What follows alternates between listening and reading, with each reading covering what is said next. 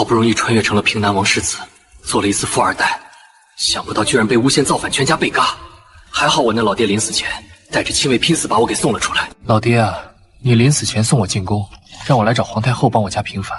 可你看看，我都混成太监了，好歹宫里还有个熟人，免去了阉割之刑。爹，你也知道，宫里很凶险，我能不能保住小命都另说。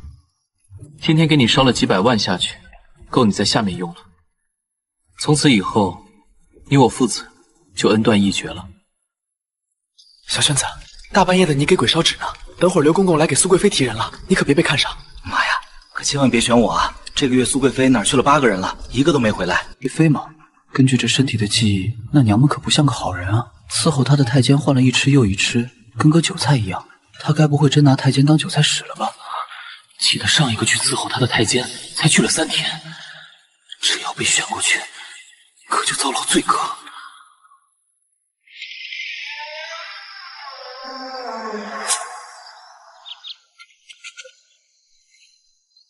奴婢见过公公。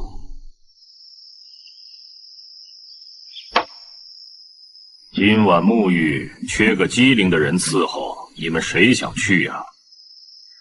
公公，奴才手上要刻了娘娘可不好啊！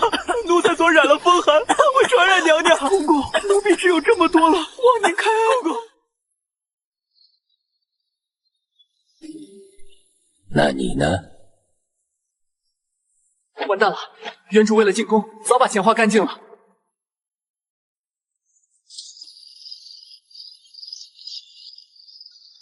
得，那就你了。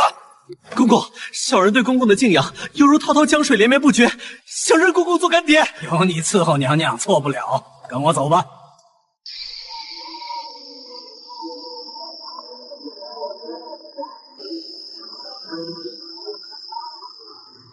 红云姑娘，人已经带过来了。这小厮嘴甜得很，一定会讨得娘娘的欢心。有劳刘公公了。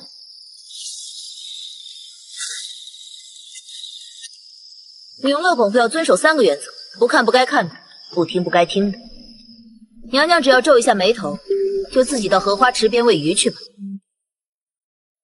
原主的记忆中，苏贵妃在宫中出了名的凶残，贴身太监平均只能活3个月。我算是刚从狼窝出来，又走进了虎穴。进去吧，娘娘在等你呢。原主的父亲平南王和苏家似乎关系不浅，只能赌一把这层关系了。来，给本宫搓背。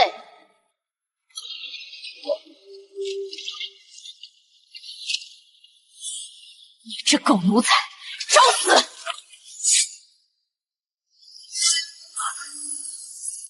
你身上怎么一点太监味都没有？你这是货真价实的男人。娘娘英明，这不是一般人能闻的。说清楚，你到底藏着什么目的？还是想用男人的本事蒙混过关？娘娘饶命，只要娘娘保证不杀我，我愿意把我知道的全都献给您。我认识这块玉佩，你是平南王府的一孽吧？你说知道玉如意的下落，是不是你编造出来拖延时间的？红菱姑娘，你要杀我当然容易，可皇后那边正盼着苏家找不到玉如意，好扣各通敌的大罪。就凭我的命在你手上，我立军令状，3日内找到玉如意线索。最后争取到了3天时间，得尽快找到玉如意的下落。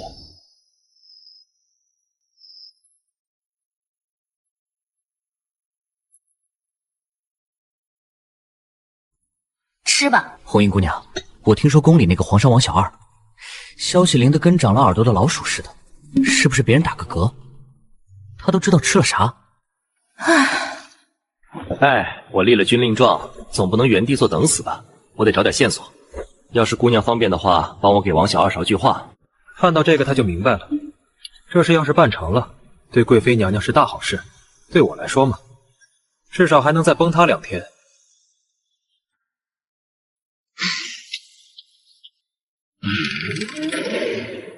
王小二在原记忆中可是了不得的情报专家，希望这小妮子知道，找到玉如意对于咱们苏大美人有多重要。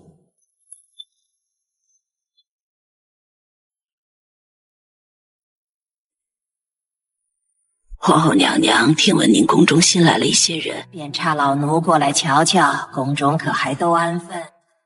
有劳皇后挂念，不过是个粗使杂役而已。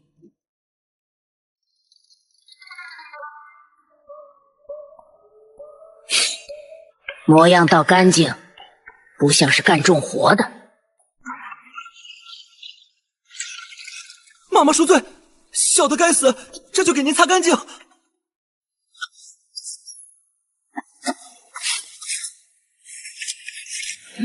这是什么？竟然比御用的椅子还好使。回妈妈，这是家传的土方子，不值钱。倒是个机灵的孩子，若娘娘没事儿，老奴就告退了。你倒是颇有些小聪明。王小二答应了，红英，把他带下去。函卷上说玉如意根本没丢，是苏家内部有人顺走，藏在御花园的某处。对，就是那片石头堆。具体是哪一个假山呢？这点记忆也太敷衍了。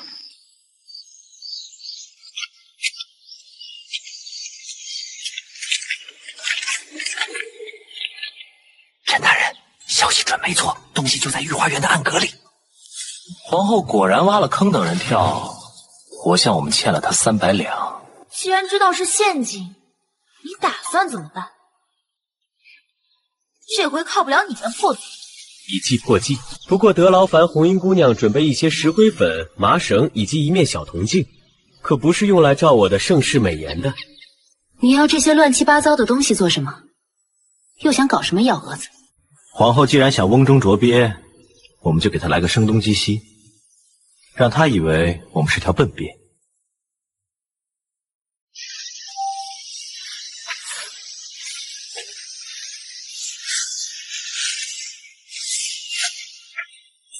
难不成苏寒烟真欠皇后钱了？找到了，但是现在要是去拿，我得被打得我妈都不认识我。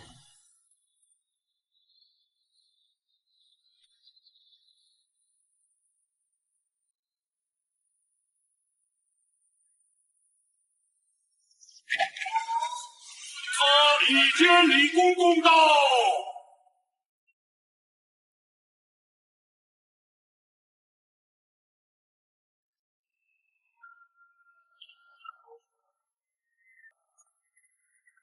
李公公，且慢！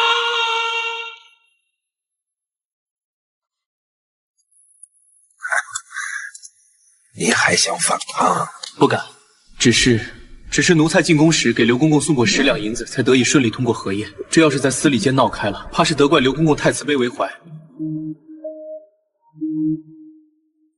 只能借力打力了，督对方不敢把事情闹大，牵连到他的顶头上司。下撤。既然这是牵扯到内部事务，不如就在这里核实名册，免得节外生枝。去把存档的名册拿过来。是，这就去办。那就按您的意思办吧。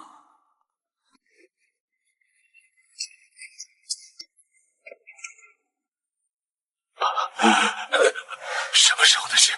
前几天刘公公来过，觉得陈轩工作勤奋，所以提拔了他。如果李公公有疑问的话，可以去问刘公公。刘总管竟暗中偏向于苏贵妃，此事可不能再追究。既然核实清楚了，那奴才先行告退了。陈兄，刚刚打探到消息，皇后的人在御膳房里做手脚，8成是要给娘娘下毒。这皇后心怎么能这么黑啊？硬的不行就来阴的。苏寒烟可不能出事，她要出事了，我也没得活啊。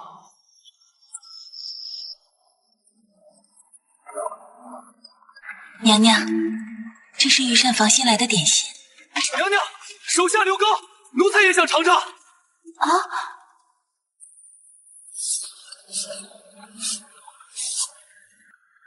娘娘，陈公公，皇后昨晚又增加了5个暗卫，守在假山上，说是保护，其实就是在设陷阱，等着我们去取玉如意。皇后倒是会算计，既想夺走玉如意，又想除掉我们。娘娘放心，我叫红英准备好石灰粉和粗布条，咱们用引蛇出洞的办法，先把暗卫引过来，再趁机把玉如意拿走。这是碎影刀，锋利轻便，拿去防身。现代防身术加上古代短刀，对付几个暗卫应该没问题。暗卫已经换岗3次了，他们一直守在玉如意的藏处附近。等他们再往南面走2步，我们就动手。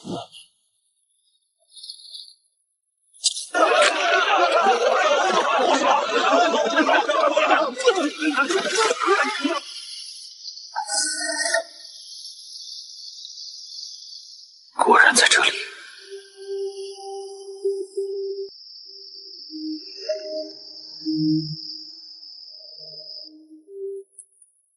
皇后娘娘，玉如意被苏贵妃的人抢回去了。你们这一群废物，连个假太监和红绫都拦不住！哀家迟早会和你好好算算。陈轩，你做得很好。既然真的帮本宫夺回了玉如意，本宫给你个开口的机会，想要什么赏赐？看你在天资上还不错，有慧根，能吃苦的话，我可以传给你一门内息功法。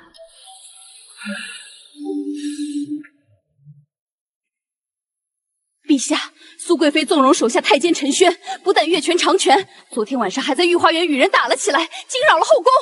这样的行为根本不像一个太监。臣妾也曾听说过陈轩做事很怪异，不是一般的太监。宫里到处都是流言蜚语，怕影响到皇上耳目啊。去查一查，陈轩是不是真的太监？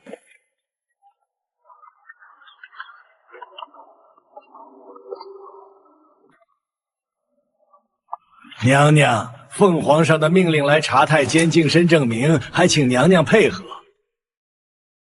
永乐宫的人都是按规矩进宫的，周公公尽管查。只是陈轩在给本宫注药，最后再查他吧。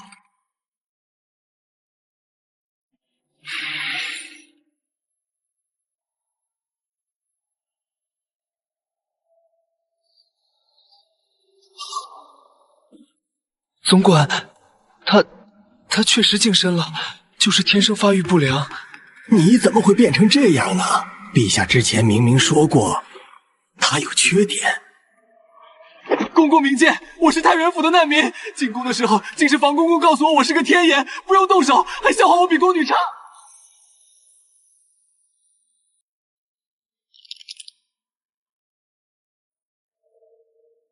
陛下，娘娘，这块石头遇到纯阳之气，就会反出微微的红光。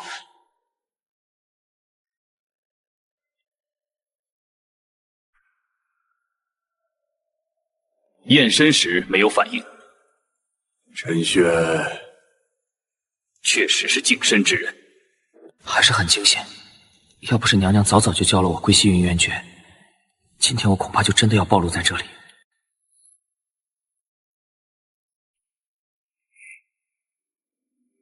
谁？奴才陈轩，受苏贵妃之命前来给太后娘娘请安，进献血验以示慰问。苏贵妃的人吗？贵妃娘娘听说太后娘娘最近身体不好，心悸难眠，特地派我来向娘娘问好。我家世代都是医生，对于缓解心悸有一定的经验。在这儿等，我去禀报太后。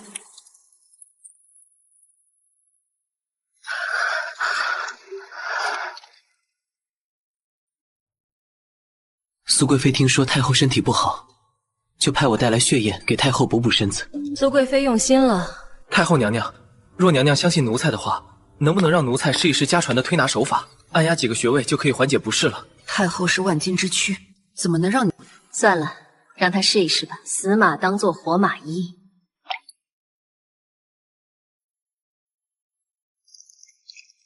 这股暖意倒是舒服啊，一个小小太监懂得倒是不少。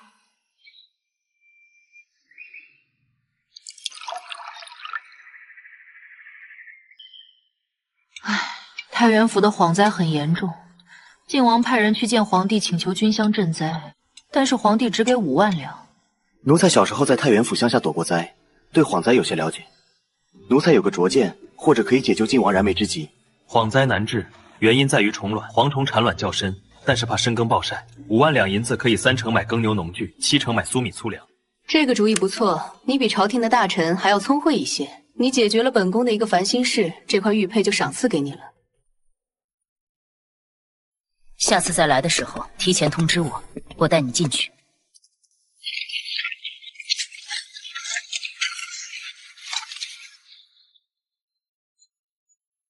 陈兄，按照你的安排，赈灾的方法是通过晋王在北疆的旧部渠道来实施的，目前进展顺利。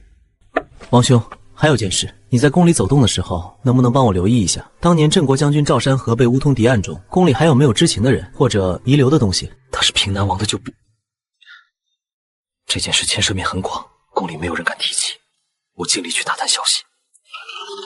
父亲，当年的事情，我尽量帮你查清楚。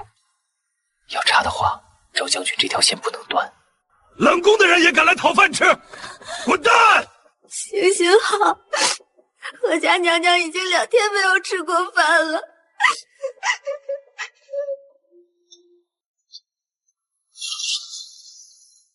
厨房里今天多出来的点心还有吗？拿一些过来。谢公公，奴婢替淑妃娘娘谢过公公。快回吧，以后如果还缺少吃食的话，就来找我。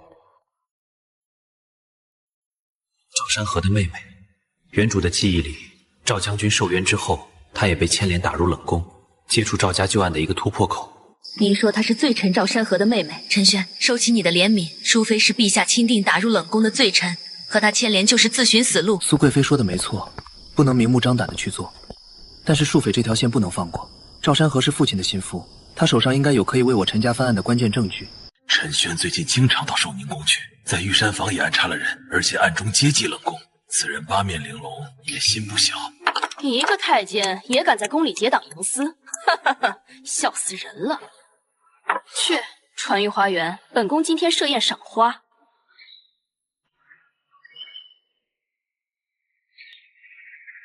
苏姐姐肯赏光，妹妹真是受宠若惊。这就是陈轩，陈公公，果然一表人才。最近本宫腰腿疼，在众目睽睽之下让我为他做溥仪之事，是想逼我失态发怒，好抓住我的把柄。林娘娘过奖了，奴才的手艺生疏，生怕力度掌握不好，伤到娘娘的身体。本宫使唤不动你了。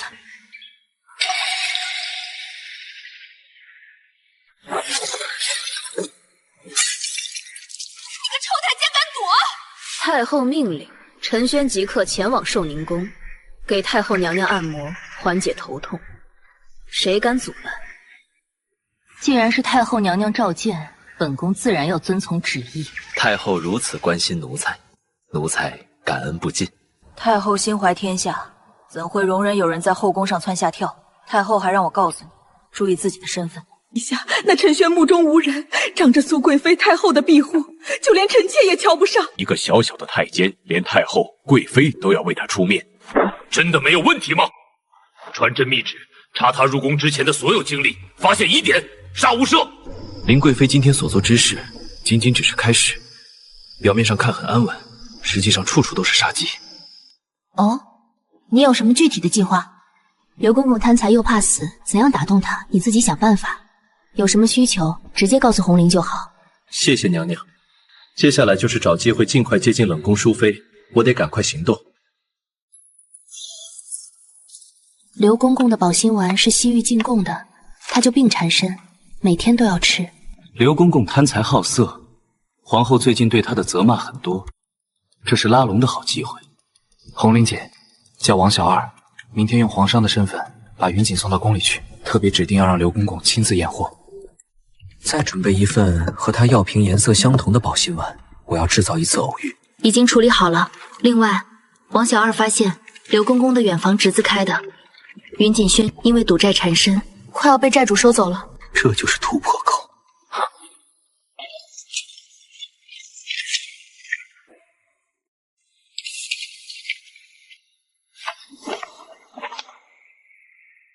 刘公公安好。陈轩，不给永乐工作室来这里做什么？见公公面色不好，奴才略懂些生意。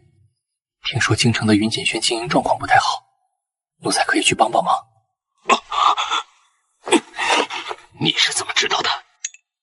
这是孝敬公公的，王小二愿意出资保住云锦轩，只求公公以后多照应。你小子倒是挺会来事，那位大人最近查账目查得很严，你自己小心点吧。刘公公收下了银两，他侄子的铺子保住了。小丸子托人带口信说，淑妃的身体一天天变差了，淑妃很想见见你。淑妃是赵山河的妹妹，肯定会有重要的线索。红玲姐，准备一套杂役的衣服，再去御膳房打个招呼，就说我要巡查冷宫的膳食，防止有人暗中使坏。陈公公早，冷宫的膳食刚做好，正要送去。前几天还看见淑妃宫女来取点心，今天怎么没来？淑妃娘娘身体不适，送来的东西没有动过。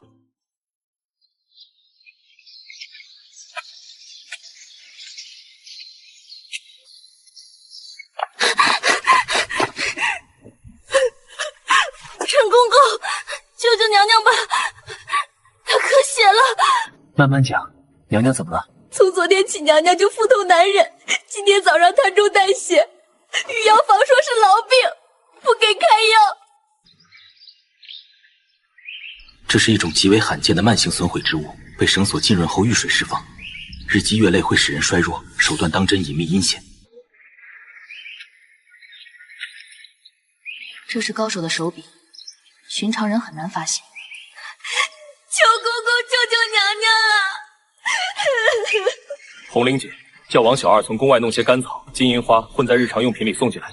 小丸子，以后不准再喝这井水了，我让别人送干净水来。给淑妃娘娘传个话，故人之后要来寻政，一定要保重，静候时机。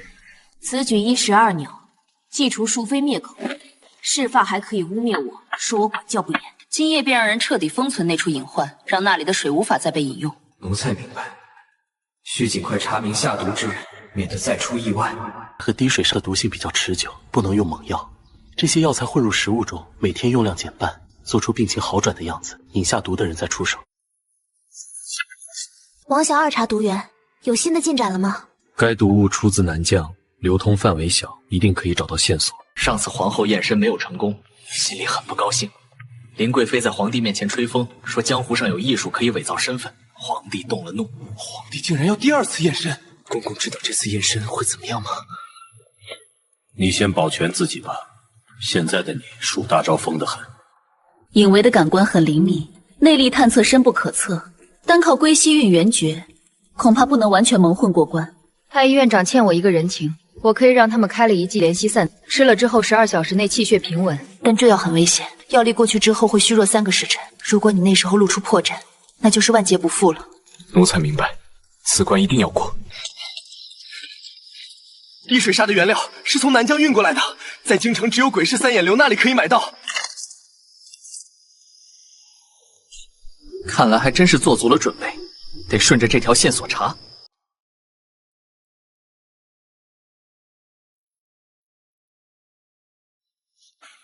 陈玄，上前。西散已经服用，功法运转机制，成败在此一举。陛下，需要探查气海，以防功法遮蔽。好。守住，不能露馅。陛下，他的丹田空虚，气息很弱，没有纯阳之气，可以确定他是净身之人。这好了，此事到此为止。皇后，你身为后宫之主，想这样为难苏贵妃和她的奴才，成何体统？臣妾谨遵陛下教诲，定严格反省自身。城主马上就到宫里了，莲花纹线索已经查了，各个宫里有莲花纹饰的管事有10人，正在一一甄别。刘公公说可以去查司礼监账目，从账目上或许可以找到线索。太后听说陈公公受惊，你可持令排到西华门去找张勋。太后与晋王的线终于有了着落。公公虚弱，不必多礼。太后说好好办事，开的门不止这一扇。莲花纹，张勋，新线索出现，下一步不能出错。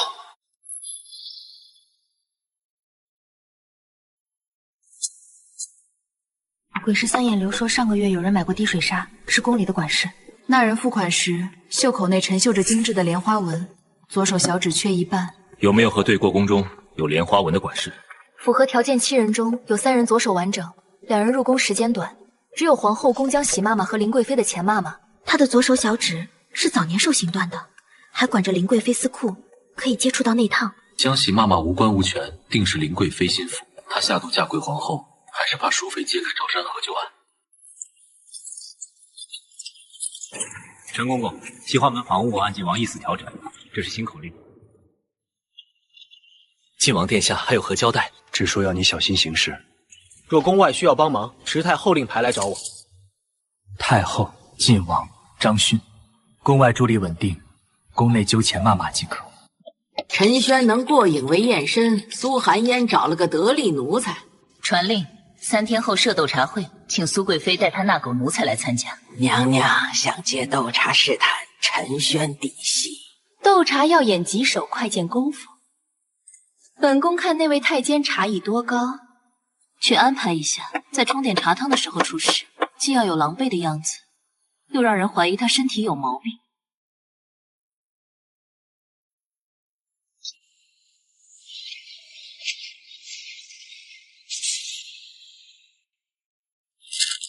林婉如醉翁之意不在酒，斗茶是假，逼你露馅才是真。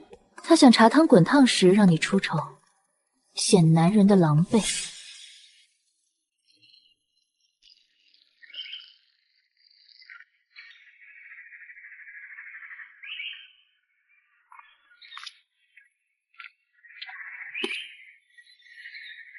听说陈公公很受苏姐姐的信任，想必是个心思缜密的人。本宫今日准备了上好的北苑贡茶，不如陈公公展示一下技艺，让大家开开眼界。奴才粗人一个，只管伺候贵妃起居，茶艺一道也未精研过，并且宫规上说，奴才不能在主位前献艺，否则有失尊卑之序。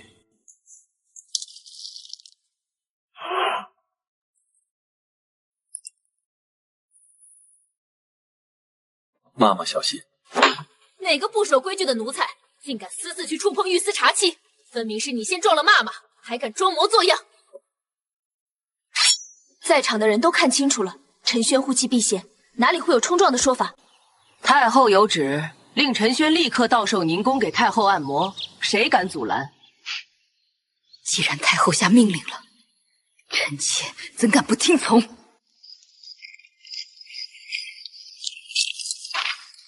王小二查到了钱妈妈之子的采买记录，他们正在配制解药，想控制淑妃的毒性，让她慢慢死去。既然这样，我们帮他们，让王小二去买断京城的七星草。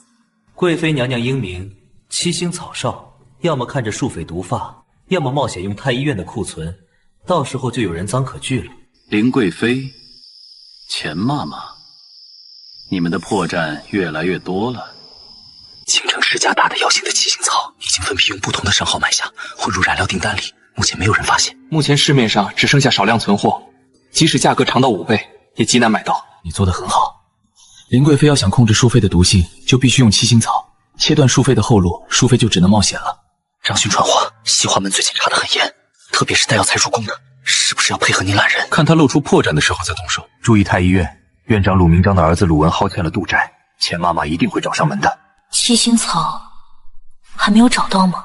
老奴让侄子跑遍京城药铺，都说断货了，一定是陈轩搞的鬼。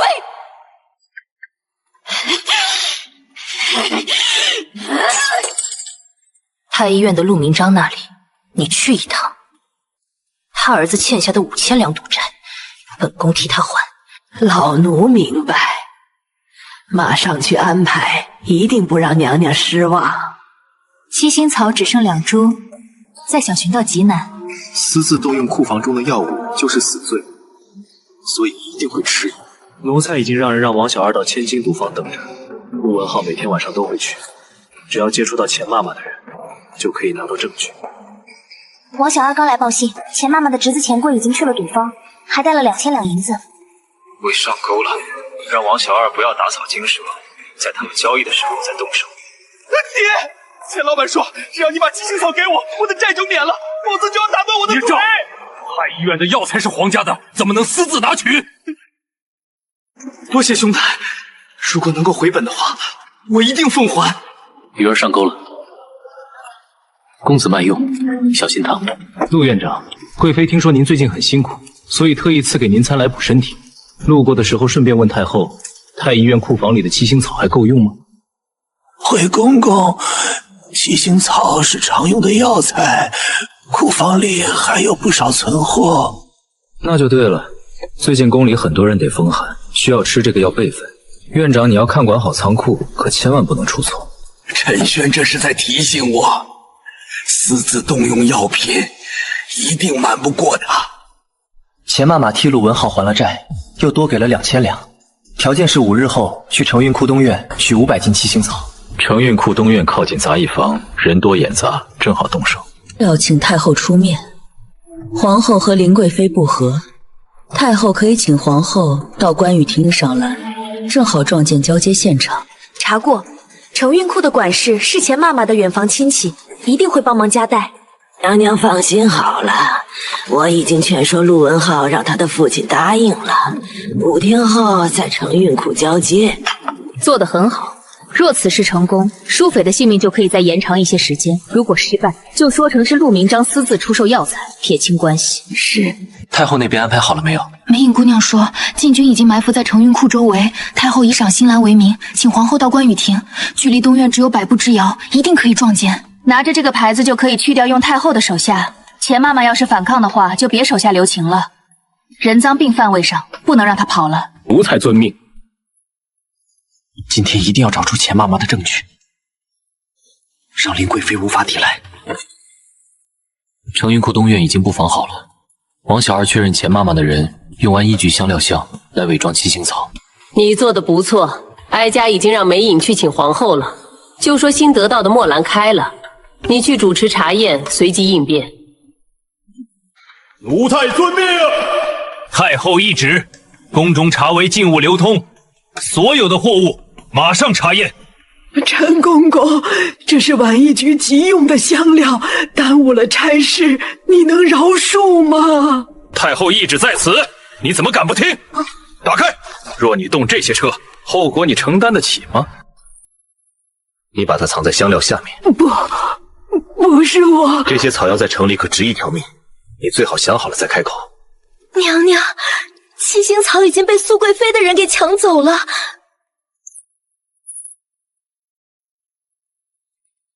这笔账，我迟早要算。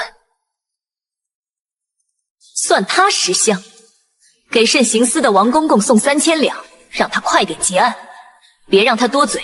陈轩、苏寒烟，今天受到的窘迫，本宫一定100倍加倍还给你们。是谁指使你私自运输七星草？没有别人指使，是因为老奴贪心，在看到七星草价格高时，想私自分一部分。陛下，慎刑司已经3审3核，钱妈妈还是只说是自己贪心。皇帝，后宫的事情关系到前朝，钱妈妈已经佛法了，严惩就可以了，不要牵连过多而影响到朝局。钱妈妈私鸩酒，家人流放3000里城承运库官员革职，林贵妃御下不严，罚俸半年。陈轩说此物内藏先帝密旨，关系到苏家和平难亡。可我反复查看，用水晶、火烤，甚至用内息感应，都找不到一丝缝隙。娘娘还在研究这玉如意。我的家族为此付出了巨大的代价，如今到手却如同废石。当初的设计者心思缜密，这机关定然非同寻常，或许需要某种特定的契机。或许是我们想复杂了，越是重要的东西，守护的方式可能越简单。娘娘不妨回想一下，苏家可有什么世代相传的口诀？年代久远，族中长辈未曾提及罢了，此事急不得。眼下林家虽受挫，皇后和朝中旧党仍在虎视眈眈，这密旨是我们最后的底牌。靖王终于要回来了。靖王楚昭明天到京，陛下已经命令礼部准备迎接。太后和靖王是母子，回京一定可以制衡林家。朝中林大将军作为北疆副帅也有功劳，林家的气焰应该也不会弱。靖王带着大胜的威势回来之后，林家一定会拉拢或者打压，赵局会更加混乱。你和太后有来往，要多关注靖王的情况。王小二说靖王亲卫已经提前进城，在城西驿馆布防，好像是为了防备林家的人。靖王、太后、林家3族鼎立的局面已经形成，我需要稳住阵脚，为平南王府翻案做准备。殿下，林家已派人到驿馆附近监视了。本王还没站稳，他们就急了，下令亲卫严密看守驿馆，不允许任何人接近。这京城果然比北疆战场还要危险万分。昭儿，北疆的苦寒，终究是比不得家里的暖和。哀信里提到过陈公公，说你智勇双全，帮我母后抓住了私运禁药的人。奴才只是尽本分。殿下此次回京，军中抚恤清单和户部拨款相差20万两，恐怕有人贪污。本王就是为了来处理这件事来的。户部尚书是林大将军的老朋友，这个空缺肯定和林家有关。你常在宫里帮本王查探一下户部和宫内之间的关系吧。哀家已让梅影给你令牌，你可以调用寿宁宫的人。陈轩，你要帮助晋王弄清楚，君香就是姜氏的生命。家实力盘根错节，他们最早是靠着一副曾经的太子才发家的，后来靠的是军功。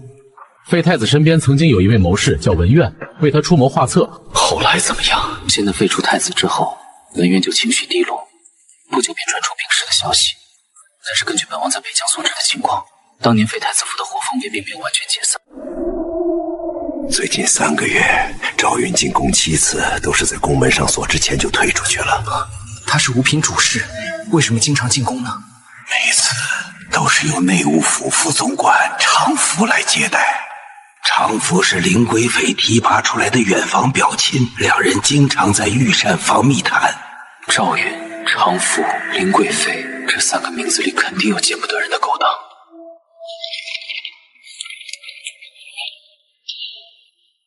常副总管现在在吗？奴才奉太后指令，要核对一下丝绸的数量。常总常到宜坤宫，林贵妃让他补领月例。林贵妃，此时穿常服，肯定有蹊跷。赵云也是个赌徒，每个月都会到那里去，输赢很大。他的俸禄不多，肯定是用贪污的钱来挥霍。你盯着赌方，如果他和别人做交易，马上记下来。另外，查常福的背景，他什么时候进宫，跟林贵妃有什么关系？常福10年进入宫中，靠的是林贵妃提拔才当上副总管，接触内务府银库比较方便，最便于挪用军饷。常福是林贵妃的人，赵云同他勾结在一起，贪污军饷一定是林贵妃指使的。赵允和常福是关键人物，但是没有证据不能定罪。林贵妃明天设小宴给林大将军接风，邀请了户部官员家眷，赵允的夫人也在邀请之列。这就是机会，趁着赴宴的时候，我可以既看赵夫人的言行举止，或许能找到他们交易的证据。红绫随同你一道去，防备林贵妃生出不轨之心。赵云、常福，明天一定要把你们偷的东西找出来。还在京教的别院等着他呢。老奴明白。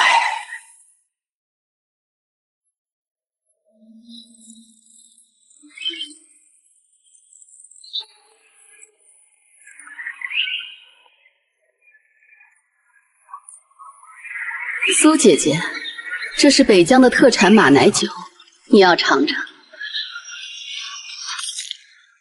奴婢该死，请贵妃娘娘随奴婢到偏殿去更衣。没事，陈轩，你就在此等候。是。王妃不是想看本宫的18学士山茶吗？请陈公公带您到暖阁，他最细心。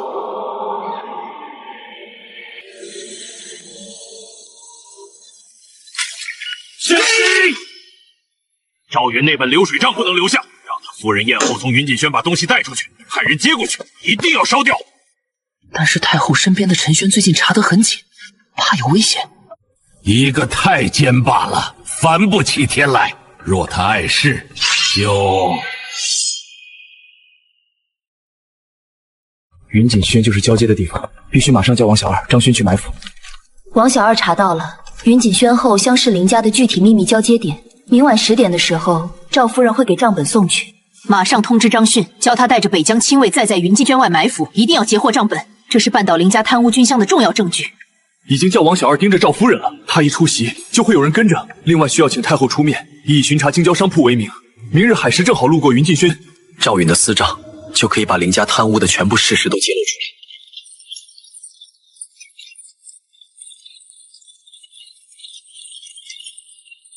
等他们交接的时候动手，不要伤到赵夫人，留作证据。云锦轩后厢已经布置好了人手，不会跑掉的。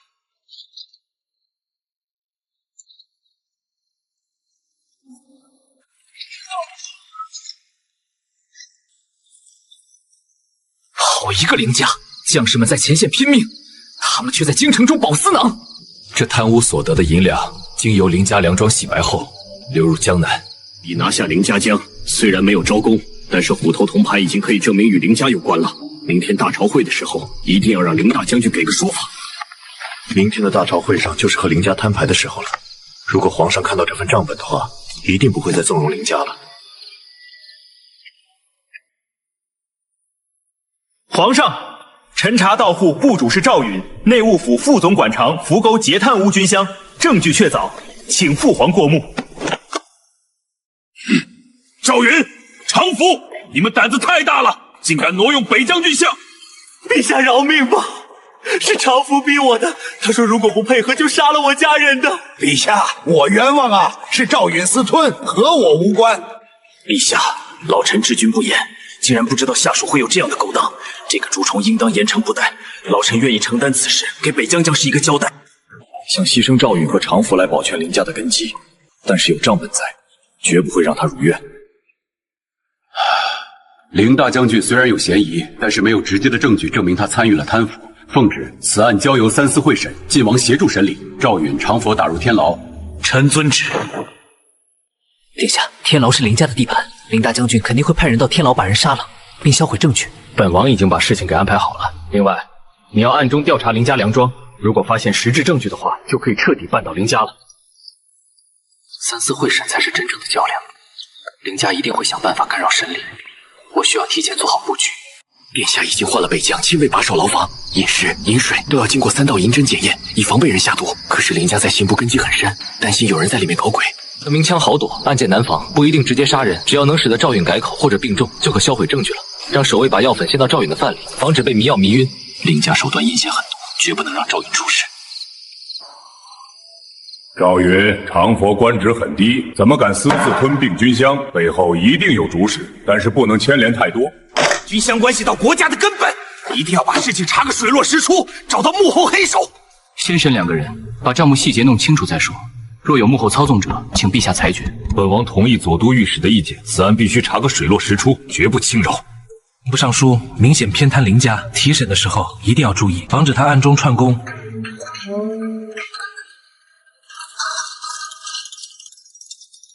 赵大人，留着青山好，不怕没柴烧。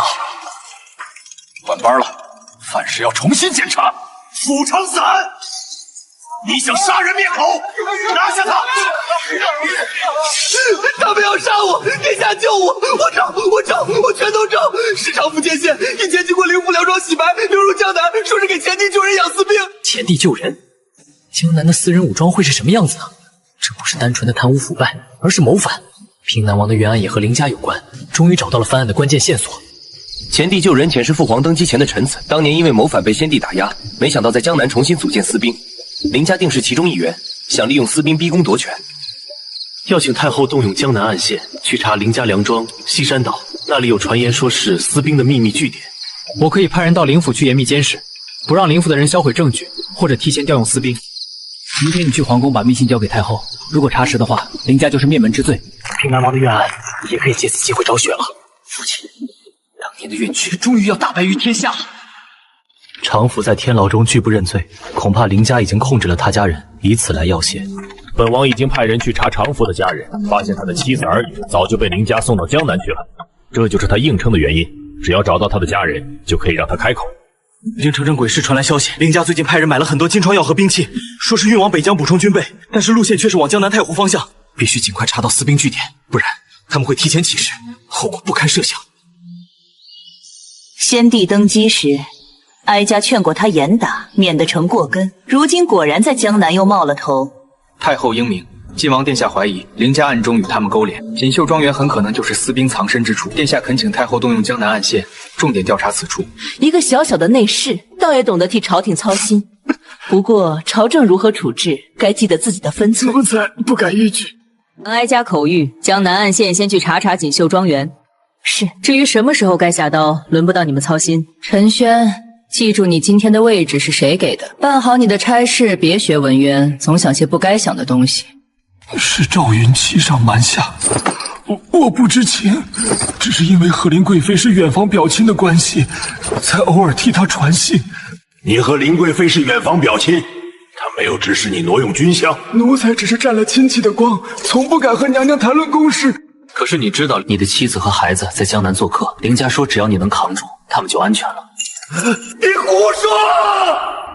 王府还没招供，看来对林家还抱有希望的，给林贵妃制造一些麻烦。三皇子生病的时候，正好可以削弱他的势力。贵妃的意思是，院环境清静，并且也是景王整顿过的，比较安全稳妥。让三皇子到西院静养，可以保护他不受林贵妃的控制。林贵妃已经知道了三皇子生病，正在请太医院院长到宜坤宫去，想把病托在自己宫里，继续控制三皇子。一定要在院长之前向陛下提出移宫的要求。陛下，三皇子风寒还没有好，宜坤宫的人很多，吵吵闹闹的，药气和脂粉气混在一起，恐怕对静养不利。西院林木幽静，而且安保严格，恳请陛下允许皇子暂住西院。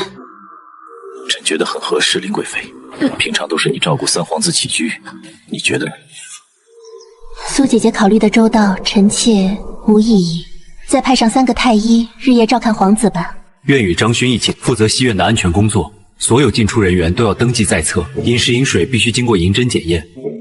尽快移宫，不能耽误。苏寒烟，你想断我根基，定要让你付出血的代价。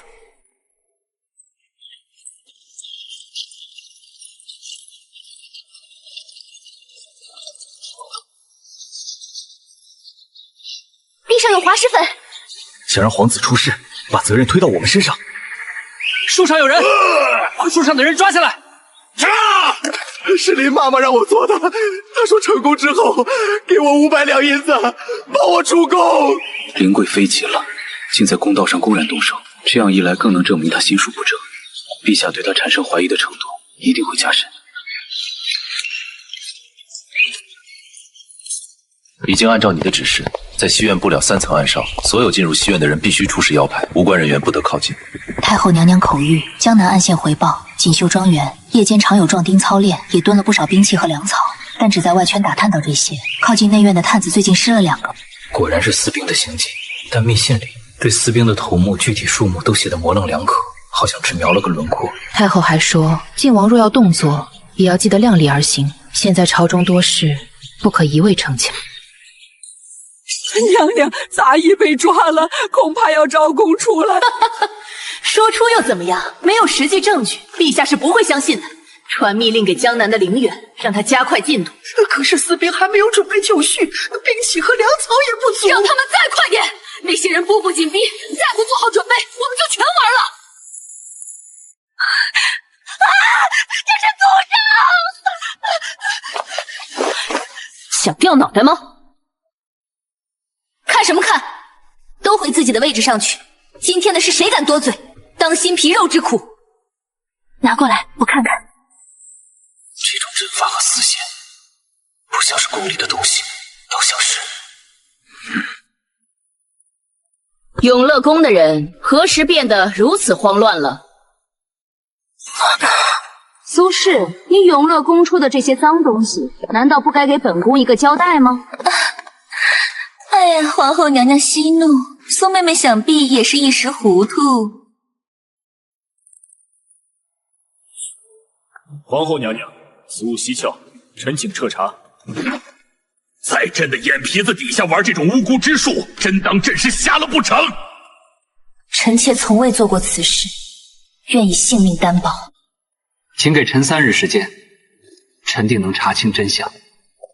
陈轩，你若是查不出真相，就提头来见吧。陈大人，这宫里的水深着呢，小心淹死了自己。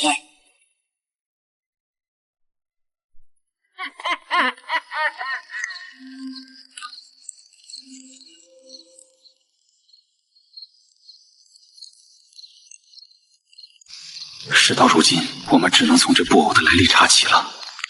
奴婢查过了，这种经文丝线，整个后宫只有林贵妃那儿才有余下的。既然他想玩这出界刀杀人，我们就给他来个将计就计。昨晚去宁香斋打听了一下，那雪中没香陆染的丝线，只有怡坤宫上个月买过10匹，还查到一个给林贵妃绣帕子的宫女，形迹可疑。今晚就去提人问话。凡是见过这种丝线的宫女，妈妈都要来问话，不能漏掉一个人，越快越好。是。林贵妃细心多疑，听到消息后一定会让林妈妈灭口，这样就可以抓住萧太监现行了。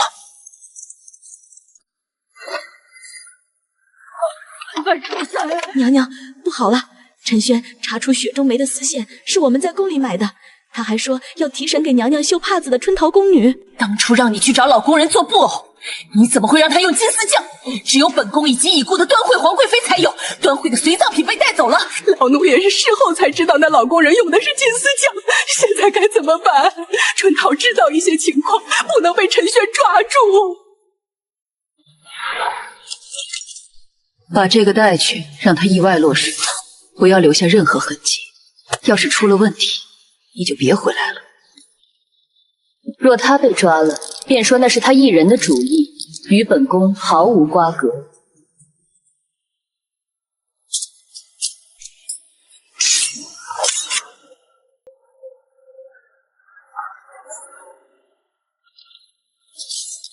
林妈妈深夜前来灭口，胆子也太大了。哇！此物便与那粉末相同，更有着特殊的丝卷。你还想做河边锦？娘娘要放弃我了，我不能就这样死。启奏陛下，人证物证据在，这些便是从林妈妈身上搜出来的。你竟敢在朕的眼皮子底下做出这种勾当！皇上，臣妾真的什么都不知道啊！皆是我一人所为，与旁人无关。林贵妃管教不严，撤销协理六宫的权力，没有朕的命令，不准出宫一步。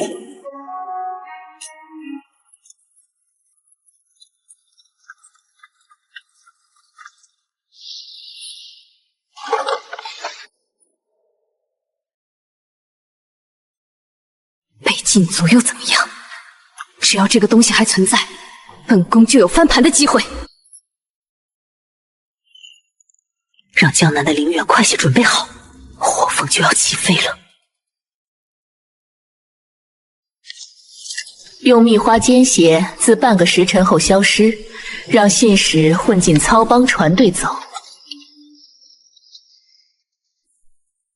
苏寒烟、陈轩，等江南出事了，你们都得死。先帝解散的刺客组织，林家果真在江南重新组建了。他们想利用火凤卫制造动乱，逼宫夺权。林贵妃被软禁，没有宫内的联络人了，一定会铤而走险。江南私兵恐怕要提前动手。王小二说，林家粮商疯狂买金疮药、兵器。江南局势非常危险，必须马上阻止他们，不然就会引起战乱。平南王的冤案也更难翻案了。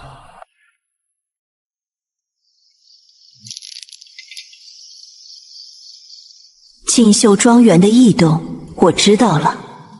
是太后，可否让奴才以巡查漕运为名，前往江南暗中探查证据？拿去，江南岸线会配合，只收外围消息，不要逼太紧。该跳的人自会跳出来，你们只需等。父亲，你的冤屈，我一定在江南查清楚。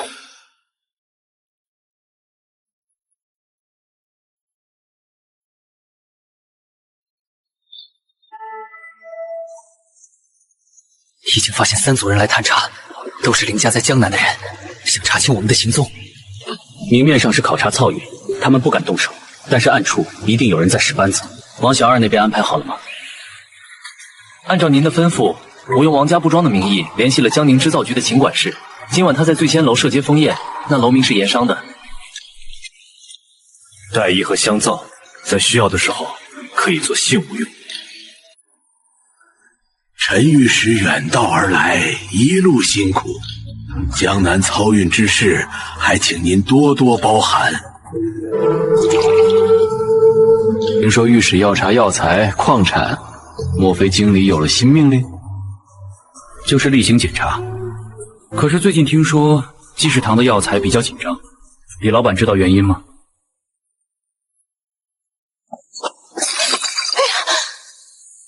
恕罪，奴婢该死。多谢姑娘。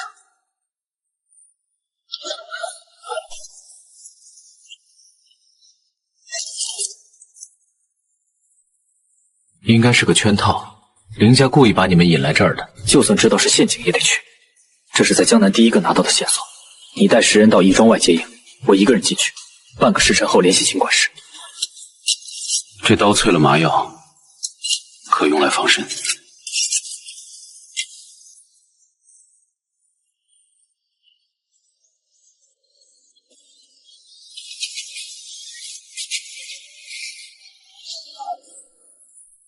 陈大人，我是端惠皇贵妃的老部下，贵妃死的冤枉。她发现了林家与火凤为勾结后，被林贵妃……你有什么证据？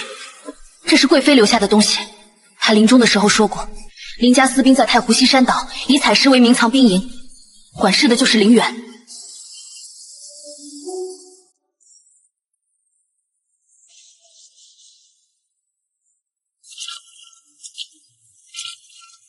西山岛、石料岛运输的3当家叫李芒，芒贪财好色，仗着林家撑腰，就连总督主审千山也管不住他。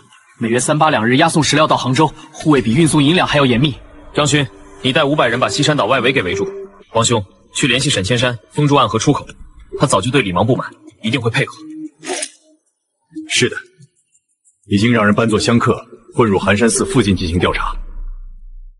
陈御史找我这个江湖人，除了漕运之外，还谈些什么？实不相瞒，是为林家私兵而来。李芒给林家运送石料的时候，沈夺主知道那其实是兵器甲胄吗？老夫怎么会不知道呢？他收了林家的钱，运了来来回回半年，让兄弟们敢怒不敢言。这是李芒常用的航线，在3山岛斜角硬闯不行。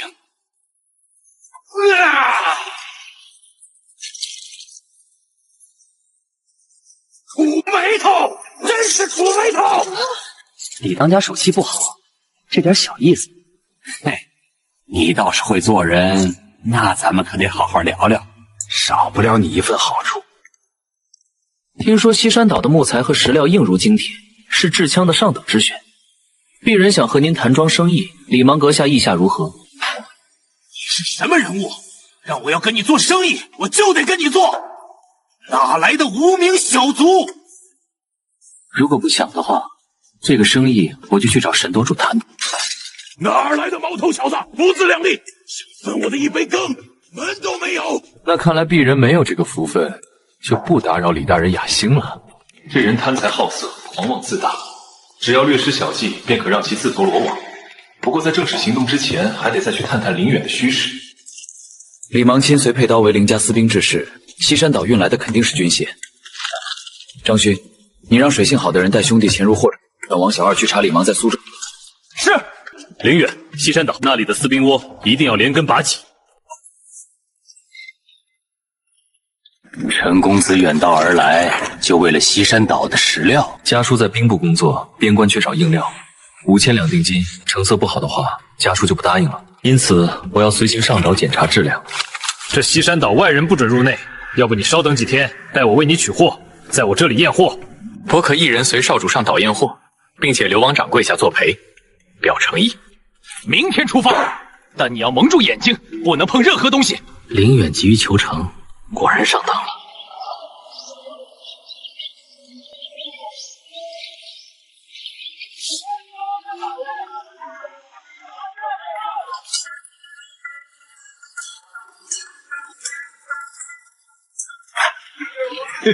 每个月能生产3000支长枪。防卫如果遭遇官兵突袭的话，恐怕就难以应付了。我这岛很安全，明哨暗卡12处，湖面上8艘快船巡逻，岛后面还有一个隐秘的码头。石料从这里运出去，走曹帮的船，没有人会去查。这水这么深，里面是不是装了很多重的东西？里面是给京中贵客的货，过几天就运走。既然要运货要到京城，肯定是为谋反做准备。裴长勋，你让人把这张图送到晋王那里，叫他注意京郊的漕运。明天我再去见林远，问一下货物的运输时间。查到凌远最近跟李莽来往频繁，货可能会通过他的船队运输。凌远、李莽、京城内应，这张网快要收拢起来了。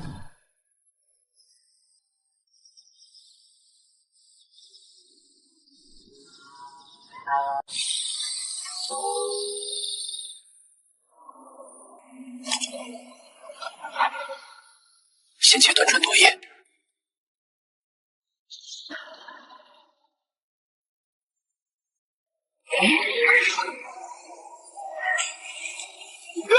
救命啊！船搁浅了！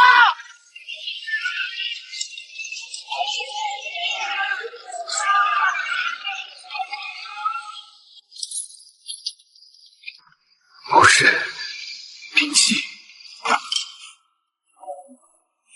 找到了。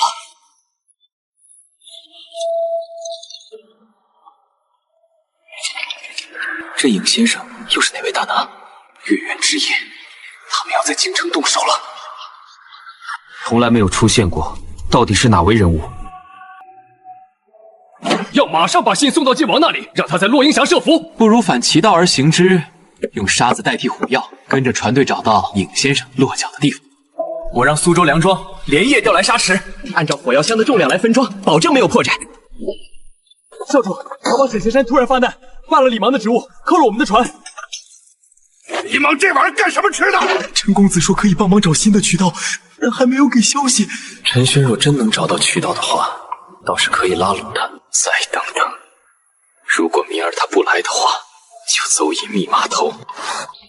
红影先生隐藏极深，想必这次行动也是有接头人。我保证不会让他们跑了的。月圆之日，京城恐怕要打一场硬仗了。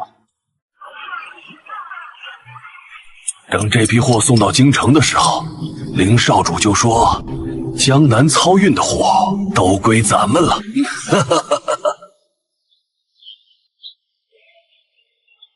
照计划继续跟踪，也要暴露。洛英峡有晋王接应。废物！李莽什么时候还没有传信来？少主，曹帮造反了！沈千山说李芒贪污帮款，勾结外人，把他免职了，还把人关了起来。现在曹帮的船都不听咱们的指挥了。没有曹帮，我们的货物怎么出去？陈轩说要帮我找新的渠道，怎么还没有到？难道他也出问题了？李芒勾结林家，损害曹帮利益，逐出曹帮。太湖运输，听我指挥。多谢陈公子提供的证据，凌家在江南的运输线，我已经派人截断了，他们的船一艘也出不了太湖。凌远在西山岛有500名私人武装力量，要提防他狗急跳墙。调来20艘战船，把西山岛周围的海域给围住，凡是任何船只靠近的，先扣船再审问。少主，岛外全是曹帮的战船，连快船都出不去。陈公子也没有来，估计一定是那个陈轩搞的鬼。他根本不是来买兵器的，是来查咱们的。传令烧了兵器和账册，今晚突围到黑水屋去找尹先生的人。只要能和尹先生会合，丢了西山岛，也可以东山再起。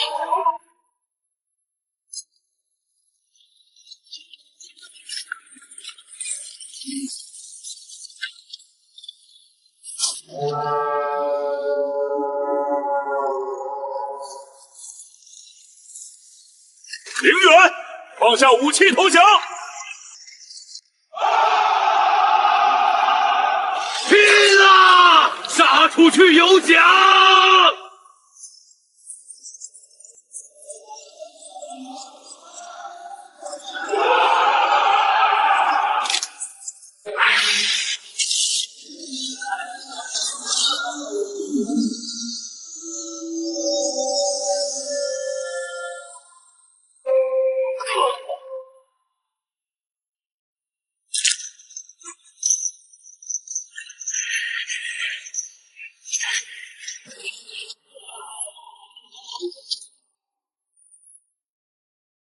尹先生会在皇宫里面吗？他们不但想谋反，还想换皇帝。这个标记我见过，去年在京城鬼市就有人卖过类似的令牌，说是前朝火凤卫尉的。先生居然跟火凤卫有关系，而且在宫里还安插了线人，京城的水竟然比江南还要深。陈轩，就算我死了，也不会出卖影先生，林家的大业也不会灭亡。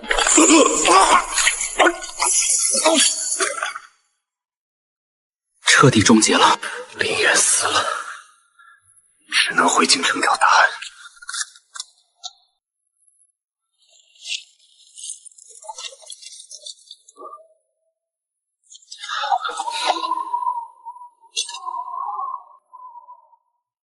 你总算回来了，江南的事情暂时不能声张。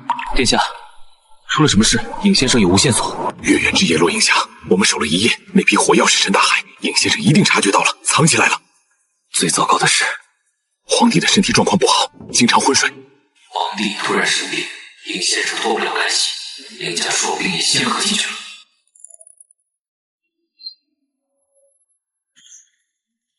陛下的症状很奇怪，嗜睡、萎靡，和当年端会皇贵妃去侍前的样子7分相似。娘娘的意思是，皇上也慢性中毒了。太医院的院长私下告诉我，皇上的药没有问题，但是长期服用的龙筋虎猛丸和某种香料发生了反应。可是那香料非常稀有，查不到它的来源。刘公公说，陛下身边有3个老太监半月内相继出事，一个失足吊井，一个生病而死，只剩进士赵德安了。赵德安在皇帝身边随同醉酒，且为前敌故人，皇上最信任他。如果他是尹先生的人，皇上就有危险了。这是陛下今天喝剩下的药渣，还有他用过的茶杯，我才好不容易弄到手。赵德安最近有什么反常的地方吗？有没有接触过外人，或者用过特殊的香料？除了服侍那位，就是去取药，没接触过别人。前几天我见他袖口沾了些紫色的粉末，问起时他只说是花粉。这气味不对，和我之前见过的不同，这是一种新的致命之物。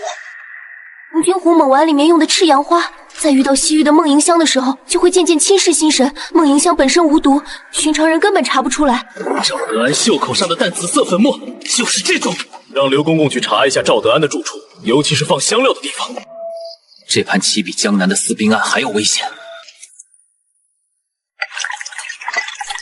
这是梦萦香遇水之后留下的痕迹，单独使用的时候就是安神香，和赤阳花混合之后就成了慢性毒。这种香在京城哪里可以买到？西域进贡的贡品，宫中只有太后、林贵妃各有1小盒，都是先帝在位的时候赏的，早就该用完了。除非有人从宫外私运进来。太后、林贵妃都曾用过梦萦香，那么尹先生是不是其中一人呢？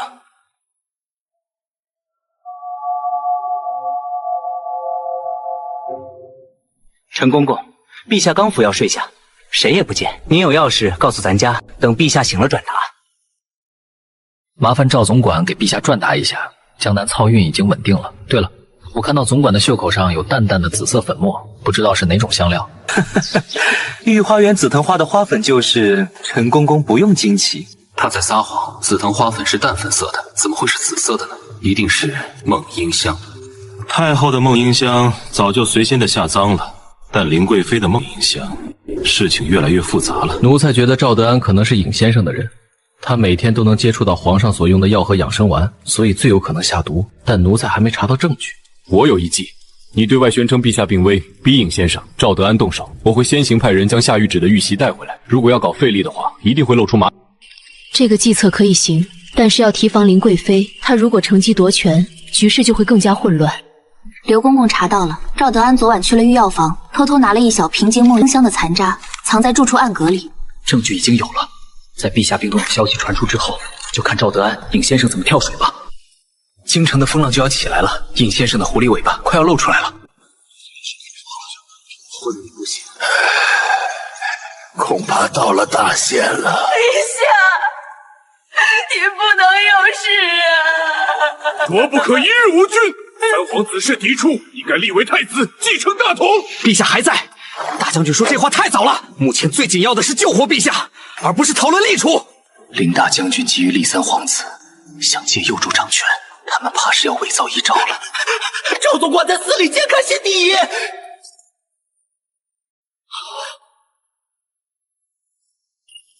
赵总管，这个范本是禁地的东西，看的时候要得到太后的允许。陛下的病情危重，咱家先熟悉一下格式。万一陛下有口诏，也好立刻做记录。你再多说半个字，小心你的嘴。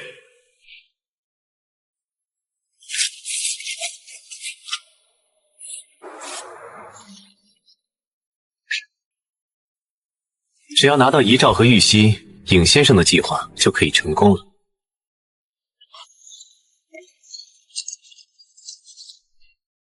快把这封信带给凌远，让他带江南的私兵往北进军。娘娘，晋王最近派人查得很严，送信恐怕会被发现。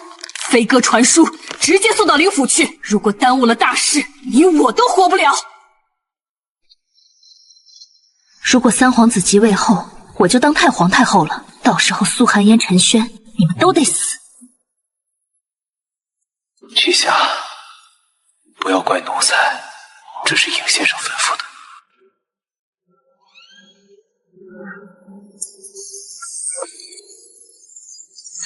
孟英香，赵德安果然在害陛下，马上告诉贵妃和陈轩。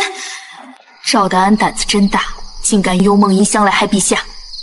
贵妃，赵德安查遗诏范本，肯定是想伪造遗诏，我们就要在他动手的时候当场揭穿。已经叫张勋带禁军把养心殿围了起来，只要赵德安拿出假遗诏，就马上抓住他。真玉玺现在在我们的手中，赵德安得到的肯定是假玺，我们就按计划行事。今夜一定要把赵德安救出来，找尹先生的线索。陛下醒来了！陛下口谕立三皇子为太子，皇后垂帘听政，凌大将军为辅政大臣。这是遗诏，我已经记下了。陛下英明。慢着，遗嘱是伪造的。玉玺早已交给咱家了，不信你们看。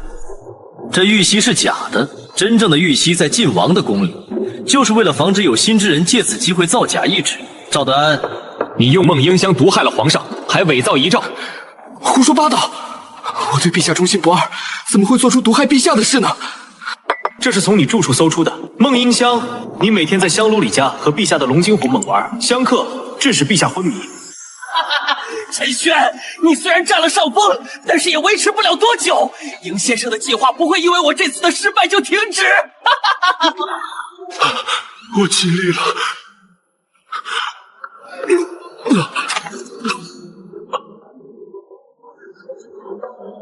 尹先生藏在寿宁宫附近，马上去寿宁宫附近搜查，把尹先生找出来。殿下，灵府家将联合精营叛军，强行攻入宫门。他们说要清君侧，立太子。你们在殿上赢了，赢不了宫外，京城很快就会变成凌家的天下。拿下凌大将军，张勋带领禁军死守宫门，本王去掉吉元军。尹先生还没有找到，凌家又开始反叛，今晚肯定有一场恶战了。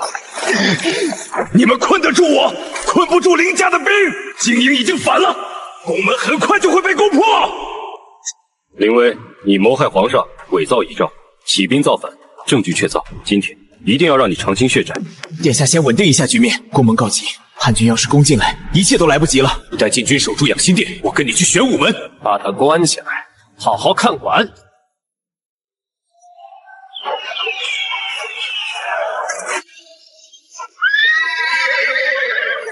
精营将士听好了，凌威弑君谋逆，晋王命令只诛首恶，血从不案。我愿投降，跟随赵将军消灭叛贼，望赵将军给予将功补过的机会。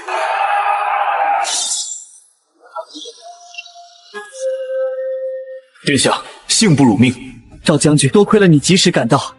殿下，叛军首领是凌家的大管家，他攻出凌贵妃，在宫里有内应，要趁着混乱去寿宁。不好！赵德安说影落梧桐，寿宁宫外有一棵百年梧桐树，尹先生一定是要对太后下手。快去寿宁宫！太后不能出事，太后一出事，后宫必定大乱。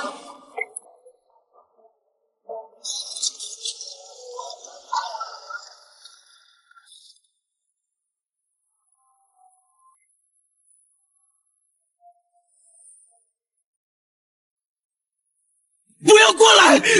再过来我就杀了太后！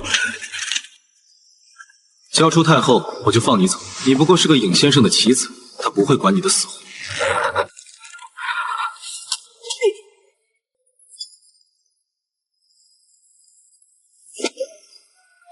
太后，你没事吧？应先生在里面。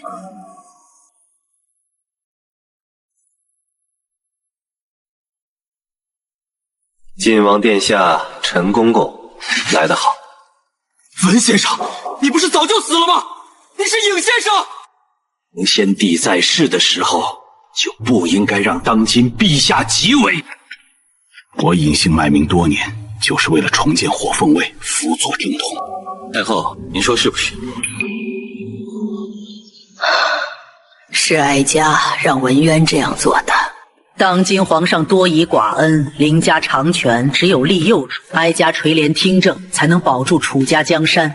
太后，你知道文渊和凌家勾结，杨思斌害皇上，这是谋反，不是保江山。如果不是陛下魂勇无道，凌家又怎么会做大呢？动手！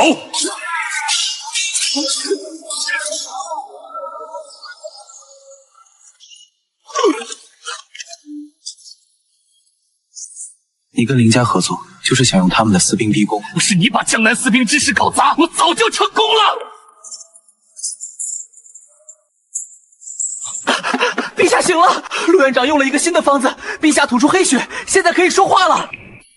陛下，这是逆贼勾结外敌的密证。逆臣竟敢如此欺朕！哀家全是为了保住这的江山啊！文渊凌迟处死，凌家满门抄斩。太后听信奸人之言，念及先帝旧情，终身不得过问政事。臣等领旨。尹先生佛法，凌家道台，终于可以为平南王府翻案了。皇上说要为你平南王府恢复清白，后面正式封你为镇国公。只是太后虽然被软禁在家，朝政还需要稳定。放心吧，父亲，你的冤屈终于可以洗清了。接下来就是为平南王府讨回公道，也为自己的安身立命寻找一条出路。楚昭把文渊、凌家的证据都呈上来了，又从苏家玉如意里找到先帝密旨。此案不只是关系到平南王府的清白，更关系着朝廷的根本，请皇上当众审理，并记入国史。让刑部督察院入殿，呈上旧军报、太医院验尸录。先帝17年，平南王与赵山河守北疆，被指控擅自后撤，通敌，谋立新军。当年奉先帝命令扬退诱敌，血焰伏击，大破敌军。军报在回京途中被文渊的人秸改。平南王忠勇可见，未得三方军报核实，不得轻定其罪。凡借前敌救人之名妄指其谋反者，已无逆论处。当年是哀家错信文渊。如今文渊已死，我有事实，这朝廷，这后宫越来越脱离本宫的掌控了，不可坐以待毙。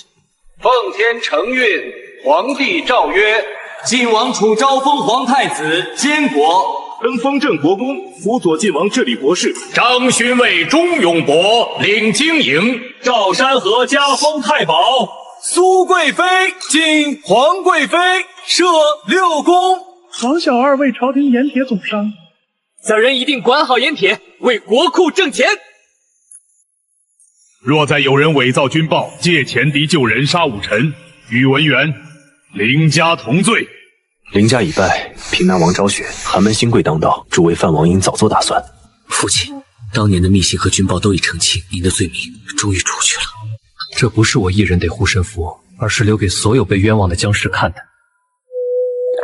心里的事算是解决了。以前只觉得自己世界是还魂的打工人，现在知道这条命本就该替陈家讨个公道。先帝密旨已归档，你安心去做事吧。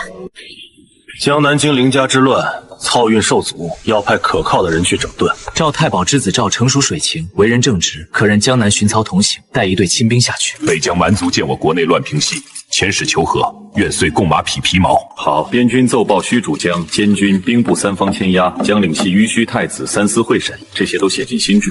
江南减免半年赋税，曹帮残余交招城。北疆使臣入京要按礼接待，不再动辄扣前帝救人帽子。把刀先从自己人的脖子上拿开，百姓才敢信朝廷。新政已行，江南百姓都有饭吃，北疆的情况也暂时缓和。我会接下你的重担，继续坚守。听说你一早就来了，给你带点吃的。太子说，等朝局稳定，就向皇上请旨，赐婚给我和你。到时候先去江南一趟，看太红春色，也看看如今百姓的生活怎么样。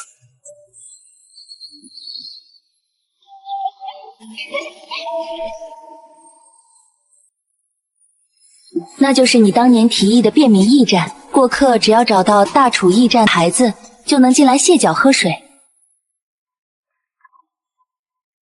我公爷，江南漕运已打通，赵城在苏州、杭州间增设水引，官船商船分道行 A 北将贡品到了。太子，请你回京商议赏赐。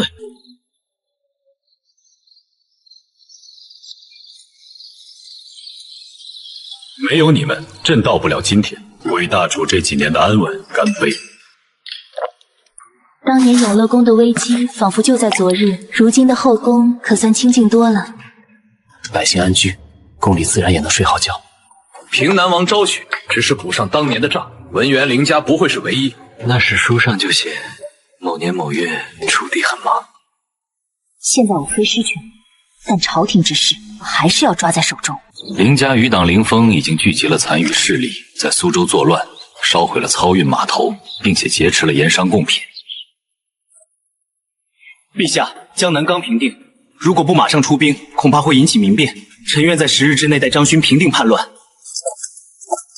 末将愿意随国公爷出征，经营的精锐已经准备就绪，随时可以出发。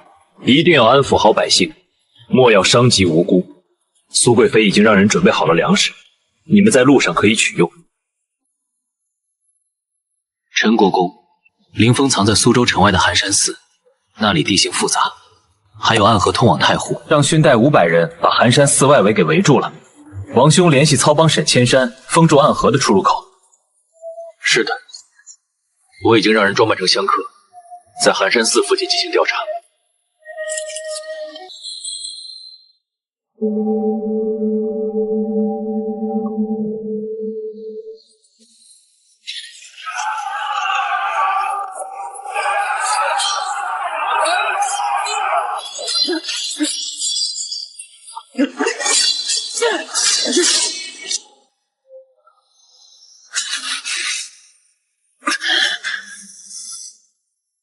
你毁了我的一切，我绝对不会放过你！谋反背叛是重罪，你如果交出幕后主使，可以保全性命。休想！暗河下游发现了几艘装着兵器的船，船主是京城户部侍郎的远房亲戚。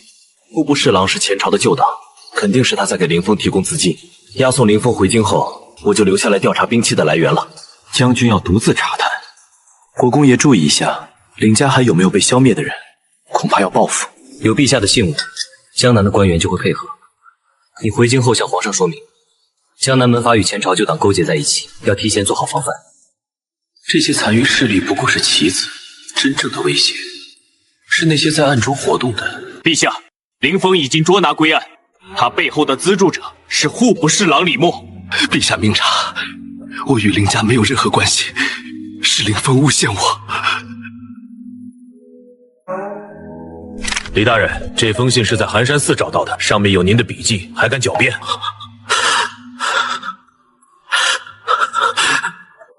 这是伪造的，陛下，我效忠于您，怎么会和反叛的人勾结呢？陛下，李默是前朝宰相的门生，一直反对寒门入仕，恐怕是想借林家作乱，推翻新政，把李默打入天牢，彻查其同党。从即日起，寒门选拔扩大范围，各州府都要设考场。陛下圣明。这些学子才华横溢，但是出身寒门，放在之前很难有出头的机会。陛下实行寒门选拔，可以均衡朝堂力量，避免门阀把持朝政，这是臣之所见。但是门阀官员认为这件事很不妥，暗中加以阻挠。陛下，臣妾有一个想法，就是让优秀的寒门学子到东宫去做差事，既可以培养人才，又可以让学生接触朝政。此计甚妙，就照皇贵妃说的去做。新帝英明，皇贵妃聪明，大楚盛世有望。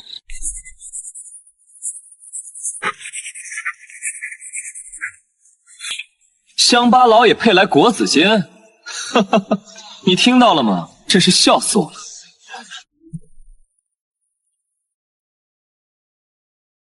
国子监是求学的地方，不分出身高低。再敢挑衅，逐出国子监！我父亲是尚书，你敢罚我？陛下给我的就是便宜行事的权利，罚你不是应该的吗？就算罢你父亲的官，也合情合理。多谢陈大人。打破门阀垄断，责任重大，但是只要坚持，就一定能让寒门有出头之日。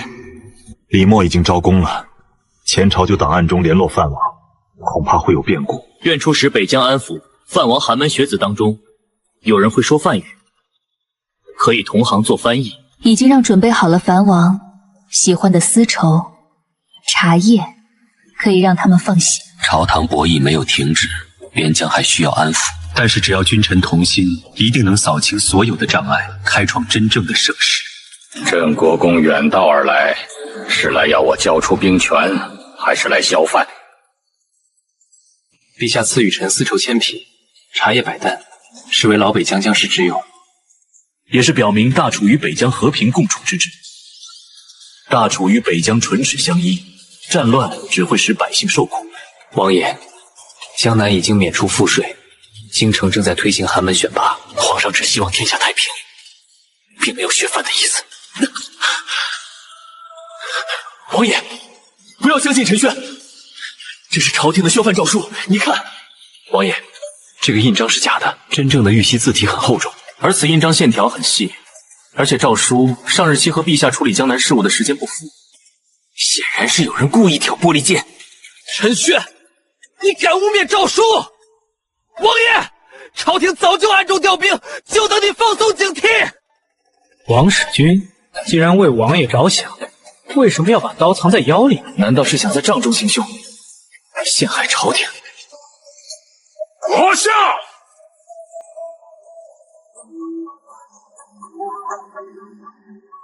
王爷，莫要信他，唯有联手，方能抗衡。我虽在边境，但消息并不断绝，该有的结局早已注定。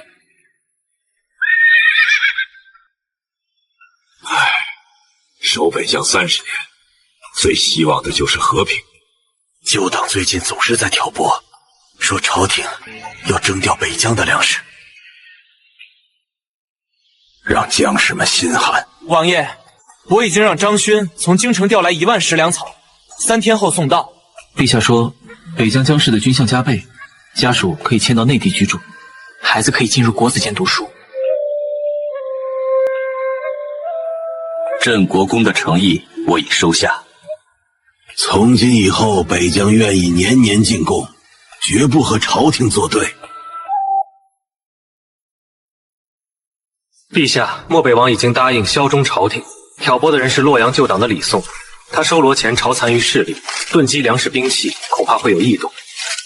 李宋，先帝石就和樊王勾结，朕见他年老，没有追究，你竟敢再犯！传旨，叫张勋带5000精营去洛阳抄家。陛下，李宋是3朝元老，贸然查朝，恐怕会引起门阀的不满，不如把他叫到京里来审问。王大人，李宋暗中资助林家余党挑拨北疆，证据确凿。张勋马上出发，一定要活捉到李宋。陛下，臣妾已经让人把寒门学子安排到各个州府去做事，帮助推行新政。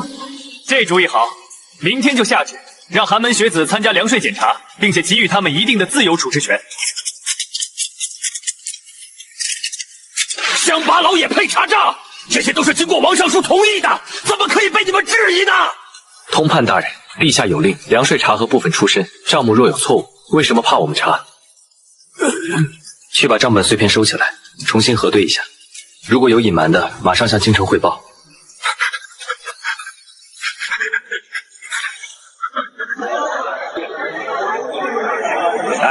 这位大人做事公正啊！以前的官老爷都替富户遮掩赋税，如今终于有人替我们说话了。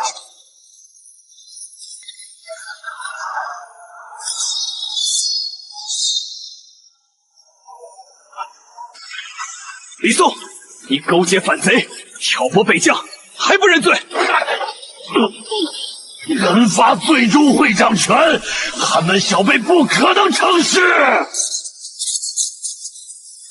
洛阳旧党被俘，北疆稳定，寒门学子崭露头角，但是门阀势力仍然存在，后续要稳步推行新政，不能急躁。柳明和茶的粮税竟然比去年少了30%，一定是他包庇乡绅，隐瞒赋税。王大人，江南去年发生过私兵作乱，良田被毁，赋税减少是事实，臣已经附上了受灾农。王爱卿，你所推荐的人贪污受贿，还敢污蔑寒门学子，从即日起，苏州知府革职查办。这两人在朝上分量越来越重了，出身如此卑微，岂能让他们掌权？林妈妈，你藏了3年，现在该动手了。苏寒烟晋封为皇贵妃之后，就越来越碍事，得让她出个意外。娘娘请放心，我已经买通了永乐宫的小宫女，在苏贵妃的汤药里加了缓积散。哼，再去联系王尚书，在朝堂上让其发难，说陈轩与苏寒烟两人心思不纯，危害国家。虽然被软禁，但是只要扳倒苏寒烟、陈轩，就可以重新掌控后宫，扶持门阀。大人，王尚书的侄子王琛带人霸占了农户的良田，并且打伤了人。大白天的竟然敢强占良田，给我把人给我抓起来！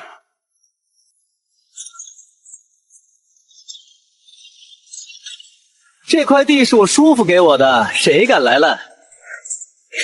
叔父是尚书，你敢抓我？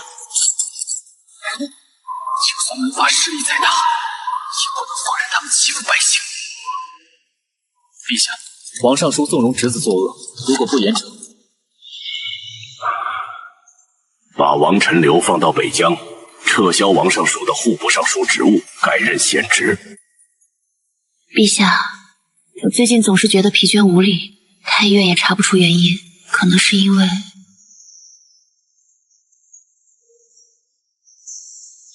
娘娘的脉象很虚浮，像是慢性中毒，快去叫太医院的院长过来。竟然有人下毒！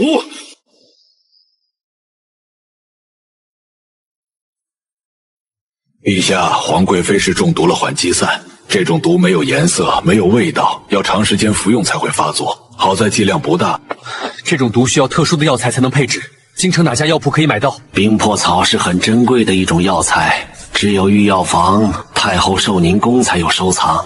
敢指查丰裕书房、寿宁宫，彻查所有的宫女太监。陛下，没有证据的话，贸然去查不妥。臣有一计，让苏贵妃装病，定有人会来落井下石。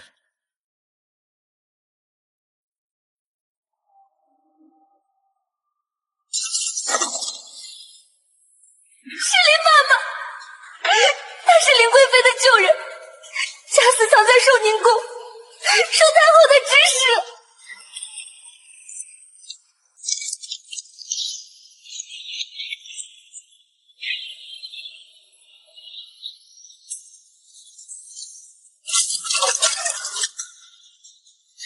这是你和王尚书之间的书信，上面写着：事成之后，扶持门阀子弟进入东宫，你还敢抵赖？是哀家让他做的。苏寒烟出身卑微，不配成为皇贵妃。陈轩乃一介太监，竟敢把持朝政。太后勾结门阀，毒害皇贵妃，已经触犯了国法。从今日起，迁居慈安宫，终身幽禁。林妈妈凌迟处死。皇上书同太后勾结，放纵侄子为非作歹，革去所有官职，变为庶民。门阀官员如再阻碍新政，一律严惩。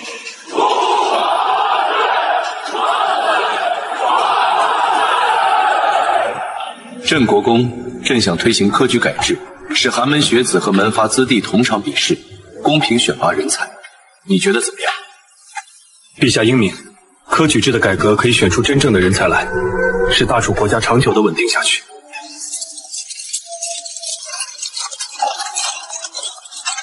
门阀势力受挫，后宫稳定，接下来就是推行科举改制，使盛世根基更加稳固。父皇常说，如果不改变取士制度的话，门阀就会一直压制着天下的百姓，此举可以防止考官徇私舞弊，但是门阀势力根深蒂固，恐怕会有暗中阻挠。陛下请放心，臣已经选定了3名主考官，其中2名来自寒门，1名是前朝清廉的老陈州考官。所有的考卷都会由禁军押送，并且全程封存。江南柳明来禀报说，当地的门阀为了不让考生参加科举考试，故意破坏了官道，很多寒门士子被堵在了路上。岂有此理！传旨柳明，动用漕运户送学子入京，所需银两由户部拨付。陈轩，你带人巡查京城考场，防着门阀买通考官。他在朝堂上受挫之后，一定会把希望寄托在科举之上。这场改革就是硬仗了。杨八老爷想考功名，我已经请周考官帮忙打点过了，你们再怎么努力也是白费劲儿。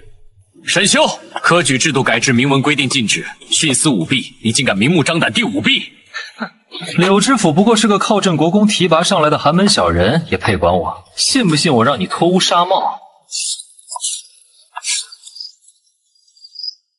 老爷，沈公子派人送来，说是润笔费。沈公子胆大妄为，周大人清廉，臣佩服。此事由臣来办理，您安心主持考试就可以了。沈修胆大妄为，如果不严惩，改制就难以进行。传旨取消沈修的应试资格，其父千里不侍郎，降为平民。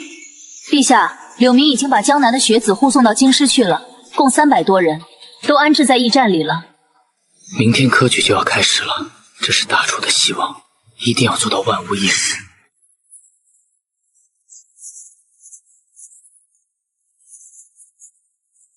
收大人，发现有人作弊，在一名寒门学子身上找到了考题的答案。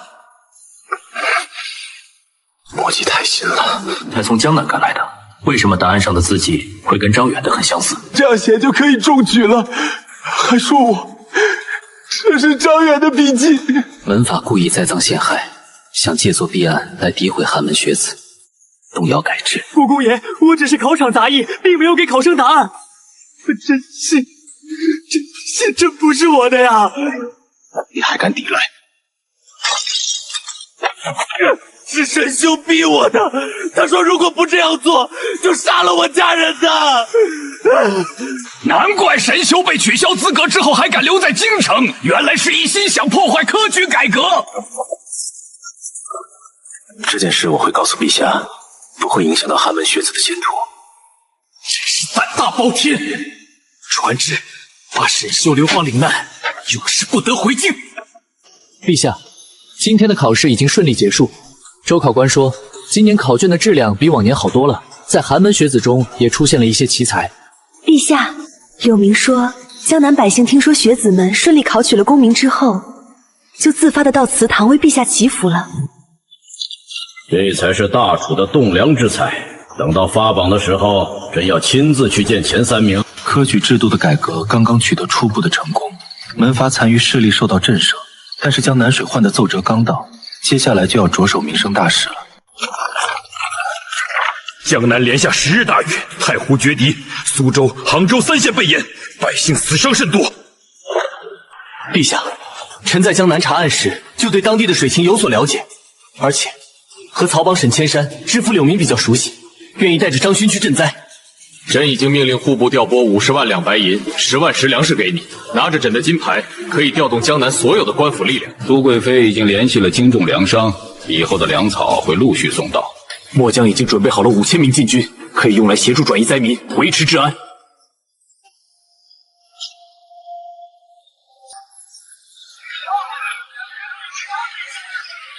王爷，堤坝当年修建时就偷工减料，钢筋用的是废铁，石料里陷了沙子，那是当年林家管的工程。林家余孽虽然被消灭了，但是留下的隐患却给百姓带来了灾难。这次赈灾一定要把旧工程的问题全部查清楚。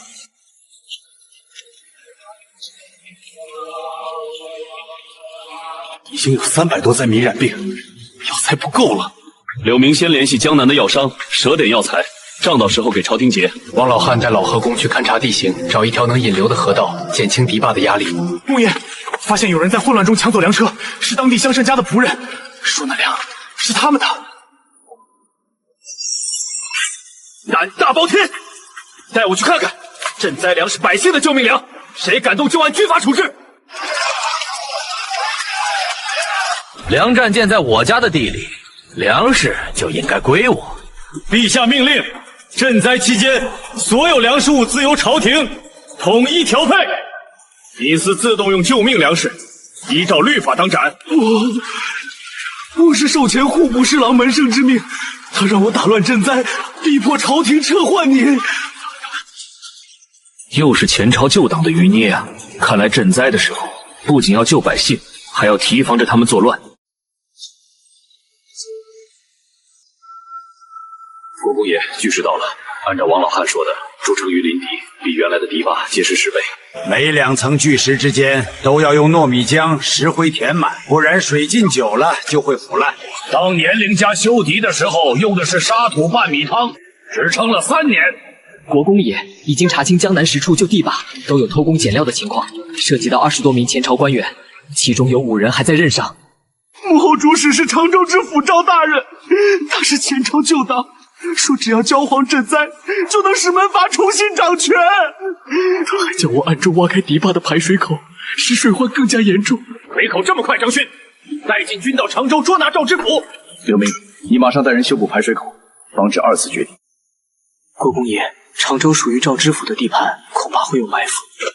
有陛下的信物，谁敢阻拦？赵知府不过是小人物，背后肯定有一股大的旧党势力，必须连根拔起。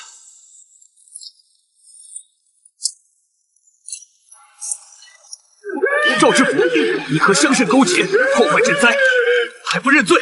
就算我死了，旧党也不会放过他。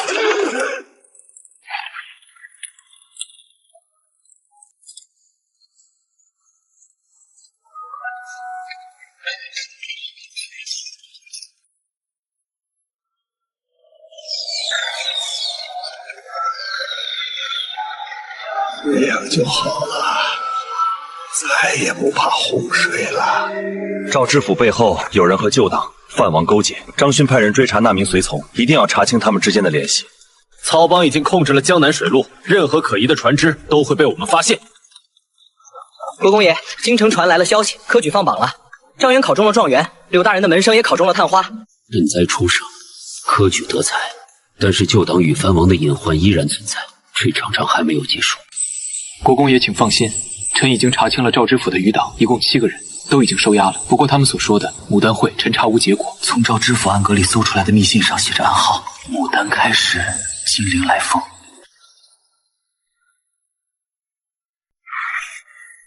宁王是我的皇叔，控制着南京3卫的兵权，要是真的和旧党勾结，后果就不堪设想了。陛下，臣妾查了宗人府的档案，宁王10年前就因为私藏兵器被先帝责备。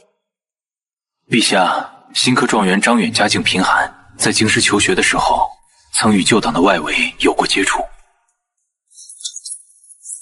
张远为人机敏小心，这件事情就交给他比较合适。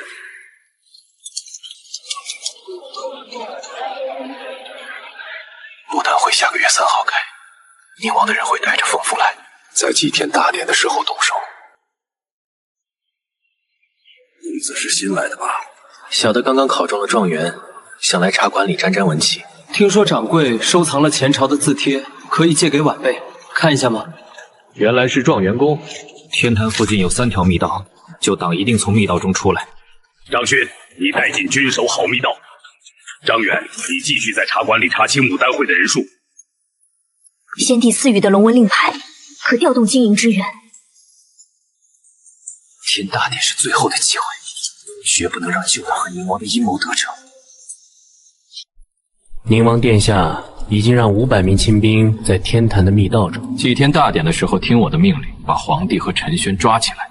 不好，张远是朝廷的密探，他刚才在外间偷听。杀了他！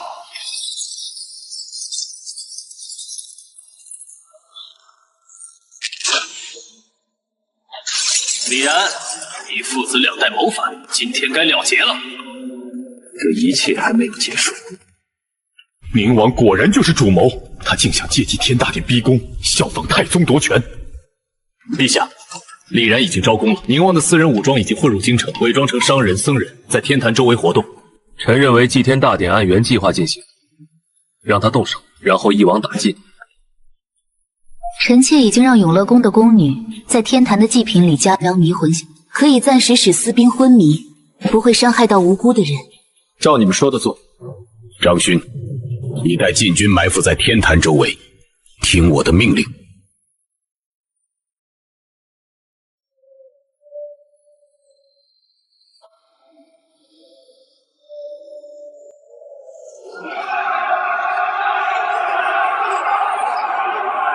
推行新政得罪了门阀，失去了民心，现在应该退位让贤。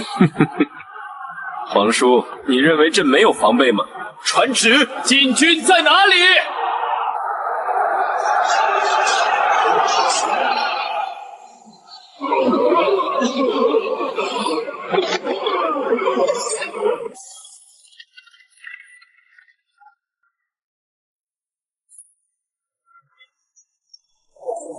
皇叔，你勾结旧党，私藏私兵，图谋不轨，证据确凿。传旨，废除宁王爵位，打入天牢，彻查南京3位。宁王佛法之后，蜀王朱沉冤闭门不出，不回应薛权的旨意，并且暗中调动军队驻扎在蜀地边境。臣愿带着陛下的密诏去到蜀地，用恩威并施的方式让他交出权力。臣妾查到那位世子对学问十分痴迷，曾经多次请求见学府先生，但是因为藩王世子的身份而被拒绝，这是突破口。赐你尚方宝剑，若蜀王反抗，可先斩后奏。张勋带3000禁军随行，守好蜀地驿站。蜀王重视世子的前途，把入学国子监当做了条件，也许可以改变他的决定。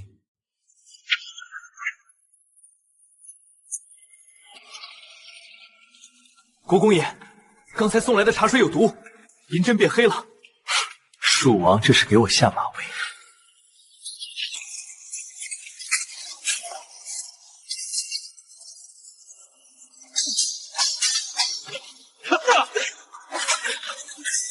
他既然已经动手了，看来他对萧权的事情早有防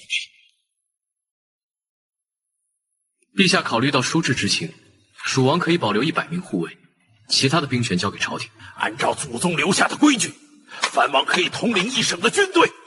陈轩，凭什么要我交出兵权？王爷先看看这杯茶，昨天驿站的毒茶上带有舒王府的印记。如果臣把这件事告诉陛下，王爷觉得还能保住亲王的爵位吗？晚辈一直敬仰国公爷的大名，若能进入国子监，晚辈愿意劝说父亲交出权力。太傅给你的手书上批注了，只要王爷交权，陛下就会亲自下旨，让你以一优才优身份进入国子监，和太子一起学习。本王交权，但是朝廷要保证蜀地士族的利益。下臣会奏明陛下。蜀王交权之后，襄王、闵王都主动减少了兵力，只有鲁王朱趁泽不但没有交出权力，反而截留了山东半年的赋税，说是要加强城防。鲁王截留的赋税并没有用在城防上，而是用来修建私人住宅，供养私人武装。百姓们承担不起额外摊派的，已经有几十户人逃荒了。鲁王和前宁王之间有书信往来，去年还私下买过500副盔甲，藏在鲁王府的地窖里。传旨，让张远以巡按御史的身份去山东查税。账目都放在库房里，但是钥匙在鲁王府，耀王爷点头才能拿。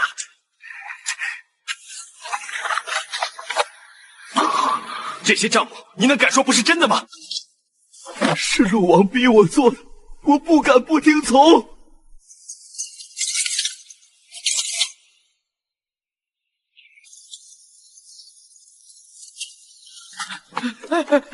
王爷，张远查到了赋税账目，陈玄带禁军过来了。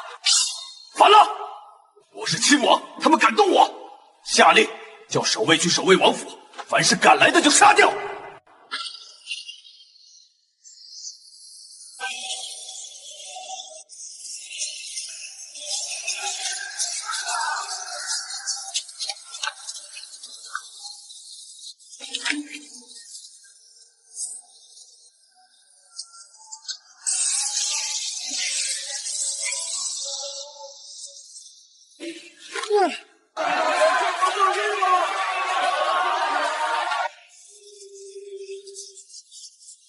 鲁王节流赋税，私葬盔甲，勾结宁王谋反，证据确凿。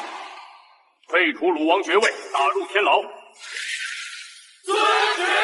范王的事情就要解决了，大楚的江山也可以安稳的坐下来了。滕王朱宸济虽然只有2个县的兵权，但是暗中和就等于聂无谦勾结。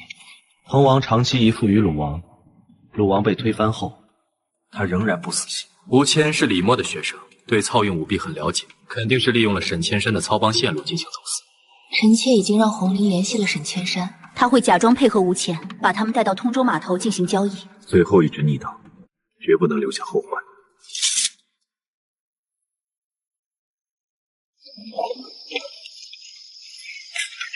吴先生，这批货物已经按照约定送到了。滕王的银两在哪里？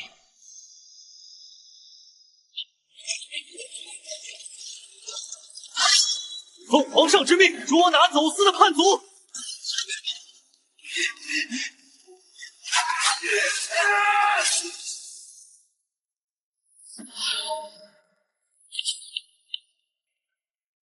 滕王，走私盐铁、资助叛族的证据已经很充分了。这是你和吴谦的交易记录，3年走私盐铁赚了50万两，其中10万两给了关边叛族。吴谦是吴谦蛊惑了我，他说只要攒够银两，就可以助我登基。国公爷，边关叛族据点已经查清，张勋将军正在带人围剿。肃清逆党，藩王归心，大楚终于没有内忧外患了。陈轩，你父亲平南王的冤案已经载入国史，配享太庙。还有另外一件事想告诉你，苏贵妃贤惠善良，和你相识相知，真想赐婚给你，希望你们能够白头到老。臣感谢陛下的恩典。3日后大婚，朕亲自操办，让天下人都看看，大楚的忠臣和贤妃可以配得上盛世良缘。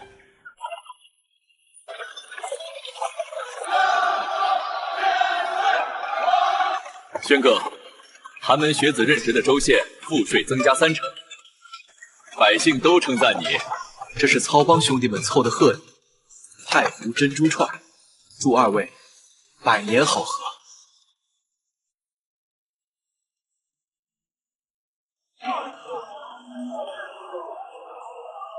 子轩以太监只身入宫，查贪腐、破私兵、平逆党、安藩王，护我大楚江山寒烟贤良淑德，辅佐真稳后宫，推新政。今日你们结为夫妻，对大楚来说是幸事。希望国公和夫人琴瑟和鸣，希望大楚盛世永存。北疆某北王派人来贺，带来上千匹好马，供奉平南王和国公爷。大赦天下，减免全国赋税半年，让百姓都享受到盛世的福气。陛下，后宫已经没有了争斗，太后在慈安宫里专心礼服，也常常想念陛下的好。臣愿意放弃世袭爵位，给寒门学子更多的晋升机会。大楚的稳定不在于世袭贵族，而在于民心所向。臣想以身作则。你的爵位是靠功劳得到的，朕不允许你辞去。但废除世袭特权，朕同意了。下一代贵族许可举获军功任职。当年在永乐宫的时候，我从未想过会到今天。没有逆党作乱，没有藩王割据，百姓安好，朝堂清明。盛世是因为陛下英明，也是天下人所期望的。臣愿余生守护大楚江山。朕与你共勉。盛世长存，万世不息。